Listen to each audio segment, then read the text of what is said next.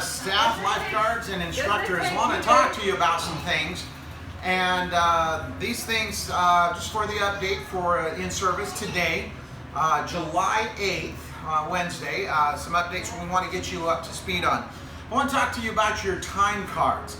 Many of you are putting in your time cards, but forgetting what AM and PM stand for.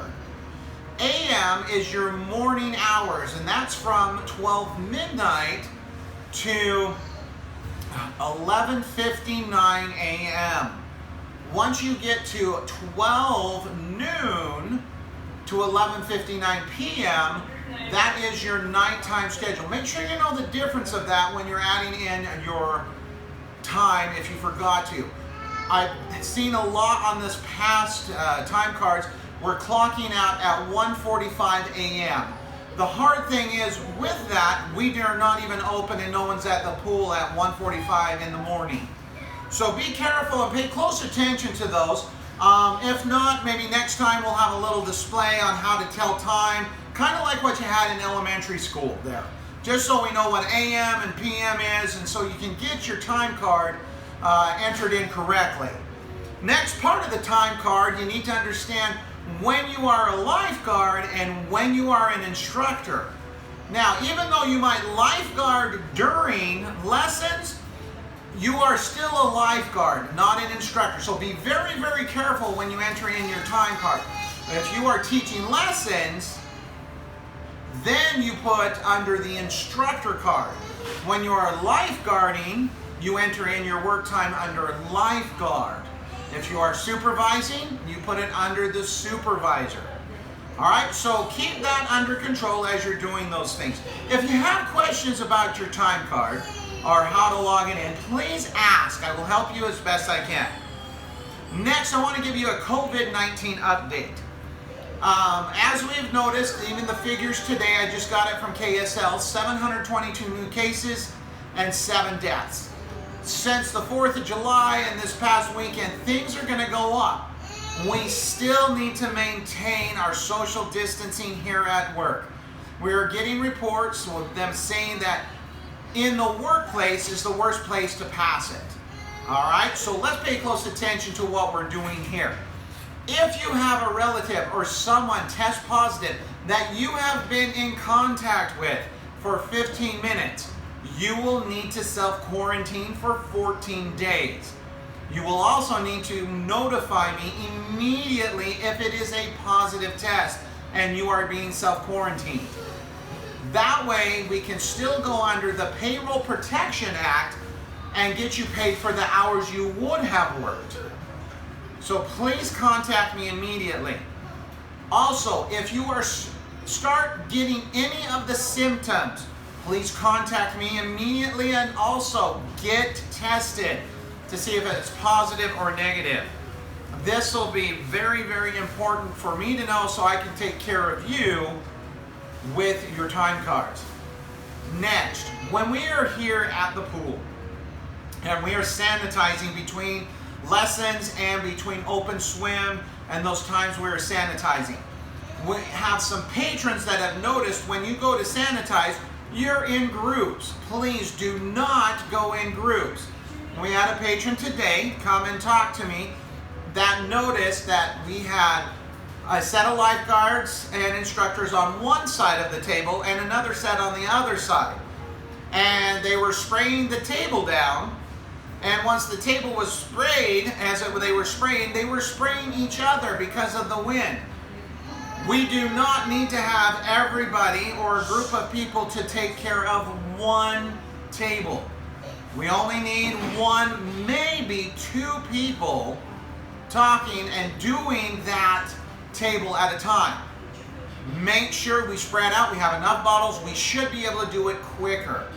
Get it done and also wipe it down. I've also noticed at nighttime, we should wipe down all of the benches and tables when we are sanitizing. Sometimes we have parties, or even during the day, those that go to the concession stand and get goodies and treats and snacks, and there's nacho cheese and the, ice cream that have been spilled. Just because it's on there and it's dried and you put sanitizer on top of the spill doesn't mean that the table is clean. You must scrub it off and then sanitize again. Make sure we keep the part clean. If we need to, you'll go ahead and feel free to move the tables so you can scrub underneath and get all the debris that has fallen underneath. All right, that should help out with our sanitizing. Also, I want to talk to the lessons, all right? In lessons, when we do break, make sure we're wearing our masks when we are doing sanitizer. You must wear your mask while going around. If you don't have one, make sure you get one. We had a bunch at the beginning, and we need to make sure that you are using those. People are watching you, and we are getting to have a lot of cases in Utah County.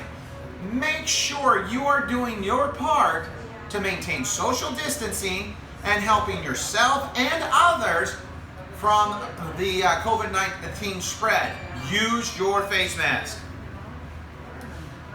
Next, lessons are happening where we do not have breaks in between. So when you have students that are taking session 1, 2, and 3, we do not catch up with the levels they are changing to until the following week after that. So we already make assignments ahead of time. So the assignments are based off of what was the last update we did, not the most current sometimes. So when you are testing your students, you look at their level, and they may be a P3, but if they had already passed that, and they're age 6 or a level 1, they need to be tested in level 2.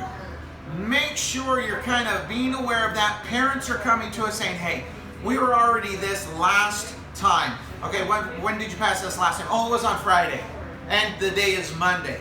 So we don't have all that updated on the new schedule. We try to get it updated as quickly as possible.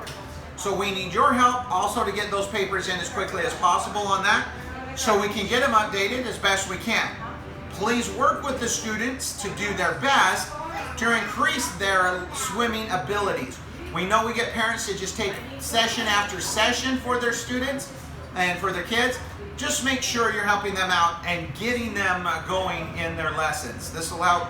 Talk to the parents, and sometimes the parents come to. Other concerns, parents are asking us why the classes are doing so many games. All right, so we're watching that. We do not do games in the middle of the lessons. Make sure it's only maybe the last 5 minutes of class. We need to be in instruction mode throughout the whole class.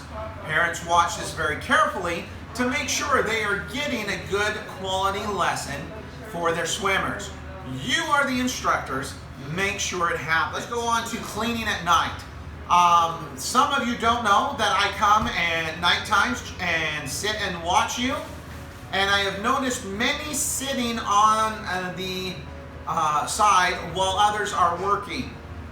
If this is the case, that means you don't have anything to do, but when there's something to do and the supervisor checks off, then everybody gets busy. What this means is you are not taking the initiative to look for what needs to be done. When you are assigned your duties to do what cleaning jobs there are available, once you have finished them and done them well, look to help others so everybody gets out of here at a good time. We do not sit around and wait for everybody else to finish when we have finished ours. Get up, help others, scrub it, because we can make this part beautiful every night so it's ready for the next morning. When cleaning debris and it's dry, we do not need to hose dry debris down. Sweep it up first, and then we can take the hose and scrub like chocolate stains and ice cream stains and snow cone stains. Make sure to be appropriate when you're cleaning. We keep the facility looking great. People want to come back. All right, you guys are doing a great job.